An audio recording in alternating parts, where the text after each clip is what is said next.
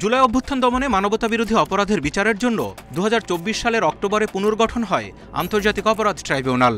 নিয়োগ দেয়া হয় 3 বিচারপতি, প্রসিকিউশন টিম ও তদন্ত সংস্থা। 7 মাসের তদন্ত শেষে 12 মে চিফ প্রসিকিউটরের কাছে প্রতিবেদন জমা দেয় তদন্ত সংস্থা। এতে 81 জনের জবানবন্দি সহ 1400 জনকে হত্যায় জাতিসংঘের তদন্ত প্রতিবেদনও যুক্ত করা হয়। 1 জুন শেখ হাসিনা, সাবেক স্বরাষ্ট্রমন্ত্রী আসাদুজ্জামান খান ও সাবেক আইজিপি চৌধুরী আবদুল্লাহ আল মামুনকে আসামি করে আনুষ্ঠানিক অভিযোগপত্র দেয় প্রসিকিউশন। আসামিদের বিরুদ্ধে মারণাস্ত্র ব্যবহারের নির্দেশ সহ 5টি অভিযোগ আনা হয়। সেদিনই দেশের ইতিহাসে প্রথমবার সরাসরি সম্প্রচার হয় আদালতের বিচার কাজ। আসামিদের নামে গ্রেপ্তারি পরোয়ানা জারি করে পত্রিকায় বিজ্ঞপ্তি দেওয়ার পরও আত্মসমর্পণ না করায় পলাতক হাসিনা ও আসাদুজ্জামানের পক্ষে আমির হোসেনকে আইনজীবী নিয়োগ দেয় ট্রাইব্যুনাল।